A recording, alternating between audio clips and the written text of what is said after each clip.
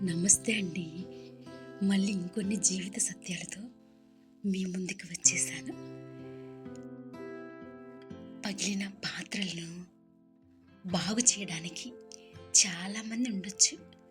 కానీ పగిలిన జీవితాలను బాగు చేయగలవాడు ఆ దేవుడు ఒక్కడే.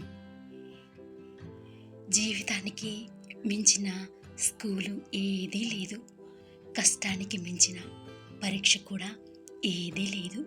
అలాగే సమయానికి మించిన గురువు కూడా ఎవ్వరూ లేరు. అవసరానికి మించిన ప్రేమ కానీ లేక నమ్మకం కానీ ఆఖరికి రెండు మనిషిని విడదీస్తాయి. ఏ ప్లేస్ ఖాళీగా ఉండదు. ఎవరు కూర్చోలేని చోట దుమ్ము ధూళి వెళ్ళి కూర్చుంటాయి. ఎప్పుడు ఎవరిని తక్కువ అంచనా వేయకు. 5 రూపాయల పెన్ను కూడా 5 లక్షల చెక్కును రాస్తుంది. నీకున్న బలాన్ని డబ్బును చూసుకొని ఎప్పుడు అహంకారంగా ఉండకు. రోగం పేదరికం రావటానికి ఎక్కువ సమయం పట్టదు. శాంతంగా ఉండాలని ఇష్టపడితే ముందు ఇష్టాన్ని శాంతపరచు.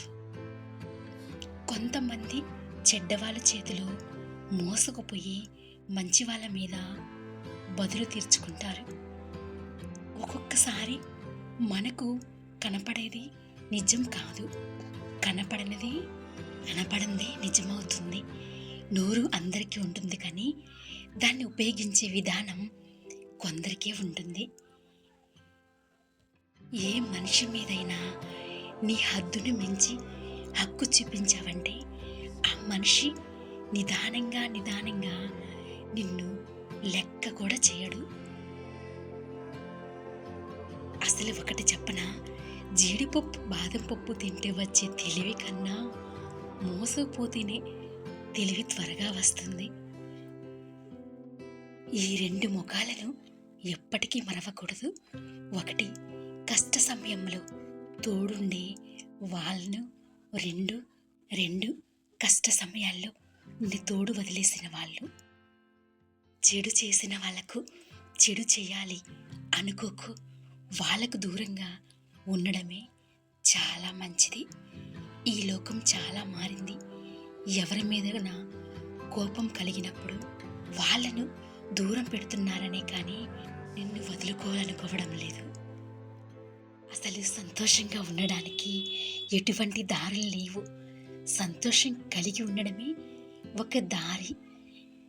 వజ్రం ఒక వెలుగు విలువ తెలుసుకోవాలంటే చీకటి కోసం ఎదురు చూడాలి. పగటిపూట అద్దం ముక్క కూడా మెరుస్తుంది, గుర్తుంచుకో. ఇతరులు బాగుండాలని ప్రార్థించు. అప్పుడు నీ గురించి నువ్వు ప్రార్థించకపోయినా నీకేం కావాలో ఆ దేవుడే చూసుకుంటాడు. ఇతరుల గురించి ఆలోచించి చింతించే వాళ్ళకు చివరికి వాళ్ళ గురించి ఆలోచించి చింతించే వాళ్ళే ఎవ్వరూ ఉండరు. నాకు అర్థమైంది. ఆఖరికి పోతే పోని అనుకునేదే జీవితమని. నమ్మకం ఒకటి మాత్రమే నా వద్ద ఉంది, అది పొమ్మన్నా పోవట్లా. తెలివైనోడు ప్రతి అబద్ధాన్ని పట్టుకోగలడు. మూర్ఖుడు మరలా అబద్ధాన్ని నమ్ముతాడు. గతం ఒక వేస్ట్ పేపరు, ప్రస్తుతం ఒక న్యూస్ పేపరు, భవిష్యత్తు ఒక క్వశ్చన్ పేపర్.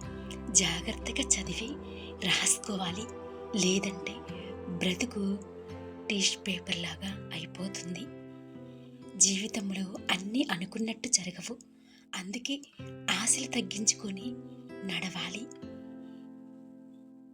నీ మనసులో జలసి కోపం తగ్గించు. వాటి వల్ల నీకు దక్కాల్సిన లాభం దక్కదు. నీకు అండగా నిలిచి సహాయం చేసే స్త్రీలను మాత్రమే ప్రేమించు. ఒక అమ్మలాగా, ఒక అక్కలాగా. నీ మాటలు అర్థవంతంగా ఉంటేనే మాట్లాడు, లేదంటే మౌనమే మంచిది. కొంతమంది నువ్వు నాశనం కావాలని కోరుకుంటారు.